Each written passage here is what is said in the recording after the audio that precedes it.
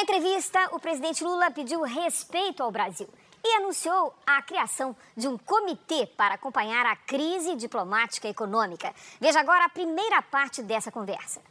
Por conta dessa decisão do governo americano, anunciada no dia de ontem, de taxar os produtos brasileiros em 50%, isso passando a valer a partir de 1º de agosto. O senhor já fez uma primeira manifestação nas redes sociais e sinalizou com a reciprocidade, ou seja, taxar de volta os produtos americanos. É por aí mesmo, presidente? Cristina, a primeira coisa que é importante ficar clara para o povo brasileiro é que quem tem que respeitar o Brasil e gostar do Brasil são os brasileiros. E ao mesmo tempo exigir que os outros respeitem a gente. Ora, eu achei que a carta do presidente Trump era um material apócrifo. Porque não é, sabe, costume você ficar mandando correspondência para o presidente através do site do presidente da República. O Brasil é um país que, se o presidente Trump conhecesse um pouquinho do Brasil, ele teria mais respeito com o Brasil. Ora, o que você não pode é receber uma carta onde nem verdadeira a carta é no que diz respeito à questão comercial. Primeiro, na questão da soberania do Brasil, sabe, nós queremos que ele respeite o Brasil. Segundo, na questão da justiça brasileira, ele tem que respeitar a justiça brasileira como eu respeito a americana. Se o que o Trump fez no Capitólio ele tivesse feito aqui no Brasil, ele estaria sendo processado como o Bolsonaro e arriscado a ser preso. Porque feriu a democracia, porque feriu a Constituição. E eu não me meto no poder judiciário, porque aqui o poder judiciário é autônomo, sobretudo a Suprema Corte. Terceiro, quando ele fala da questão das empresas dele, de plataformas, ou seja, é importante que ele entenda que aqui no Brasil, quem estabelece as regras é o Brasil. É o Congresso Nacional, é o Poder Judiciário. E ele não pode ficar dizendo que o Brasil não pode fazer nada com as empresas que não estão respeitando a legislação brasileira. Aqui, respeita. A terceira coisa, quando ele fala da Carta de Comércio, é um total desconhecimento. Ele acha que os Estados Unidos têm déficit com o Brasil. Não é verdade. Se você pegar o ano passado, nós exportamos 40 bilhões e importamos 47, foi um déficit de 7. Mas se você pegar nos últimos 15 anos, importação e serviços, nós temos um déficit de 410 bilhões de dólares em 15 anos. Será que a assessoria dele não tem, sabe, sabedoria de explicar para ele não fazer uma afronta dessa a um outro país? Mas não é só com o Brasil, ele tem que tentar fazer com o mundo inteiro. E não tenha dúvida que primeiro nós vamos tentar negociar. Mas se não tiver negociação, a lei da reciprocidade será colocada em prática. Se ele vai cobrar 50 de nós vamos cobrar 50 dele. Agora, o que é importante ficar claro, Cristina, é que o ex-presidente da República deveria assumir a responsabilidade, porque ele está concordando com a taxação do Trump ao Brasil. Aliás, foi o filho dele que foi lá fazer a cabeça do Trump, que começa uma carta tentando fazer um julgamento de um processo que está na mão da Suprema Corte, um processo que não tem julgamento político, não. O que está sendo julgado é os autos do processo, que vai ter uma decisão da Suprema Corte. E se os autos disser que a pessoa errou, vai ser condenada. É assim que é o Brasil. É assim que somos nós. Respeito é bom, eu gosto de dar e gosto de receber. Possivelmente, o Trump tenha ficado preocupado com a reunião dos BRICS. E é engraçado porque, como ele não estava na reunião do G7, nós fomos 3 países dos BRICS, do G7. Índia, Brasil e África do Sul. Ainda estava mais o México e a Coreia. Só para ter uma ideia. No G20, os BRICS têm 10 países que participam do G20. Qualquer dia eu vou mandar chamar ele para participar dos BRICS. Se quiser vir, nós vamos convidar, ele vem e participa.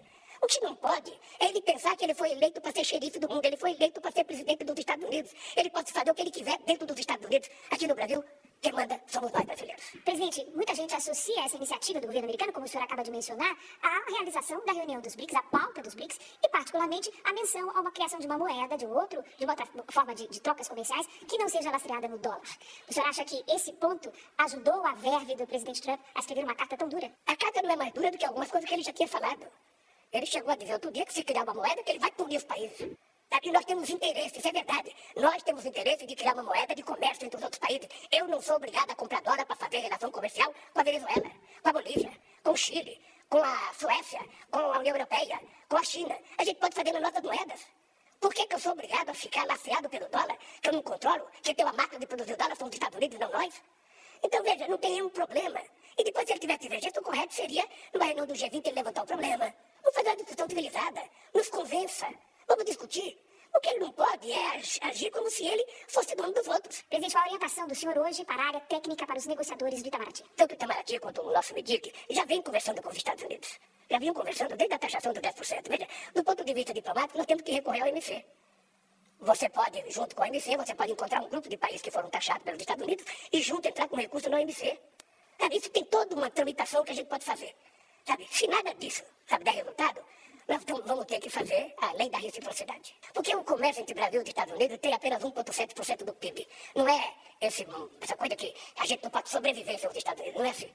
Obviamente que nós gostamos de vender. Nós vendemos 40 milhões, eu gostaria de vender 50, 60, 70. Mas, sabe, nós não abriremos mão da reciprocidade. Push me, and then just touch me, till I can get my satisfaction. Então vamos à pergunta que não quer calar. De quem é a culpa? E sim, não há motivos para poder comemorar, mas tem muitas coisas para você entender e isso vai fazer toda a diferença. E diferentemente do outro lado, eu não preciso inventar para poder te explicar quem é o culpado disso. Basta eu ler a carta do Trump. E começa citando Jair Bolsonaro e diz: conheci e lidei com o ex-presidente Jair Bolsonaro e o respeitei profundamente, assim como a maioria dos outros líderes de país. A forma como o Brasil tem tratado o ex-presidente Bolsonaro, um líder atualmente respeitado em todo o mundo, durante seu mandato, inclusive pelos Estados Unidos, é uma vergonha internacional. Esse julgamento não deveria estar acontecendo. Trata-se de um caça às bruxas que deve acabar imediatamente. Ou seja, o Trump deixou bem claro no primeiro parágrafo da carta que a culpa não é do Bolsonaro, a culpa é de quem está perseguindo o Bolsonaro. E pior, em parte devido aos ataques insidiosos do Brasil contra as eleições livres e os direitos fundamentais à liberdade de expressão dos americanos, como foi ilustrado recentemente pelo STF, que emitiu centenas de ordens secretas e ilegais de censura às plataformas de mídia social dos Estados Unidos. Lembra disso aí? E para poder refrescar aí a sua memória, o assessor do Trump ele foi detido pelo Moraes aqui em Brasília em 2021. O Alexandre de Moraes também derrubou o X, o Twitter, aqui do Brasil. E também derrubou a Rumble, que é uma rede social que tem ligações muito próximas com a Truth Social, que também é uma plataforma criada pelo Donald Trump. Dito isso, não sou eu, Bolsonaro, a direita que está falando. É a carta do Trump. Ela continua. A partir de 1º de agosto de 2025, cobraremos uma tarifa de 50% sobre qualquer produto brasileiro enviado aos Estados Unidos. Ou seja, devido à perseguição, nós vamos cobrar essa taxa. Mesmo depois de uma carta tão clara e transparente, a esquerda quer dizer que o culpado não é o presidente da República, mas o Bolsonaro, que nem presidente é. Será mesmo? Vamos ver. Lula, antes mesmo das eleições, já falava que o Trump era nazismo contra a cara e chamou ele de desumano. O Lula deixou navios de guerra do Irã atracar aqui no Brasil, mesmo os Estados Unidos fazendo pressão contrária. O Alckmin, que é vice do Lula, participou de um evento do Irã ao lado do líder do Hamas e outros 3 líderes terroristas. Voltou até a exigir visto para os cidadãos dos Estados Unidos para entrar aqui no Brasil. Foi destaque no mundo inteiro quando comparou as ações de Israel a Hitler.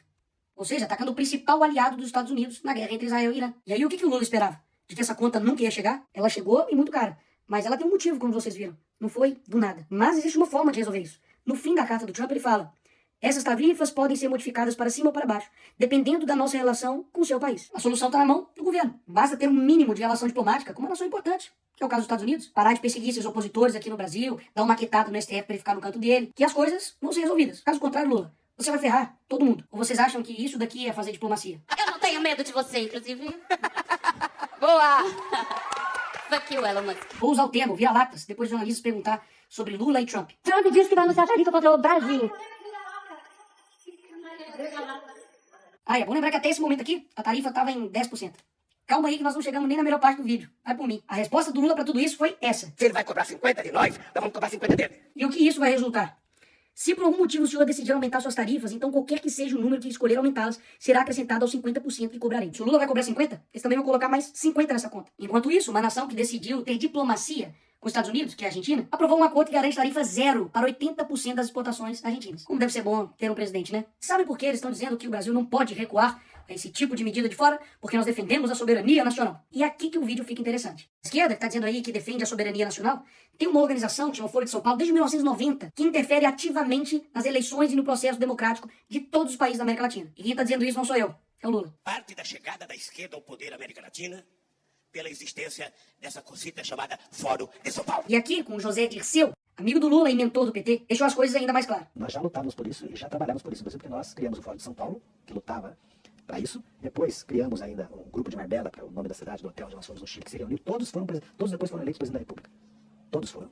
Todos. Então quer dizer que os Estados Unidos não pode aplicar uma sanção em defesa da liberdade, mas eles podem interferir em todos os outros países da América Latina para poder implementar, literalmente, ditaduras. E pausa. Quem é pior? Um país que taxa o outro país para poder defender a liberdade de outro país? Ou um país que taxa o seu próprio povo para poder bancar um governo?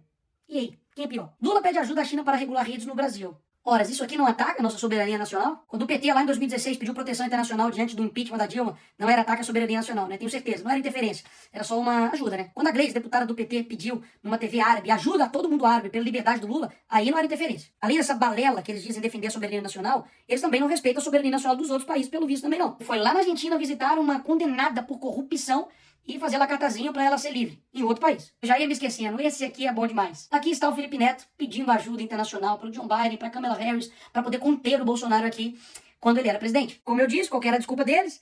De que nós não precisamos de intervenção, mas precisamos de ajuda. Já quando somos nós, é intervenção. Quando é a esquerda pedindo, não é intervenção, é ajuda. A Dilma também, quando foi nos Estados Unidos e na Europa buscar apoio contra a prisão do Lula, com certeza também não foi pedir nenhuma intervenção no Brasil, né? Até mesmo que o Lula estava na Noruega. Por fim, o que esses dois aqui estavam achando?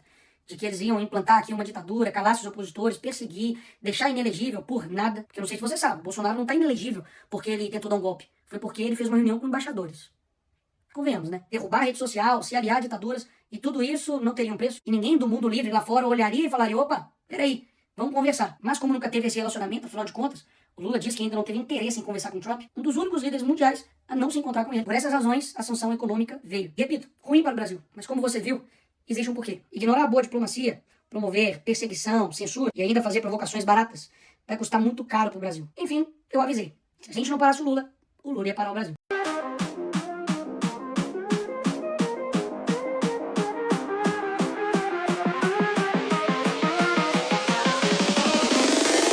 Never fade away.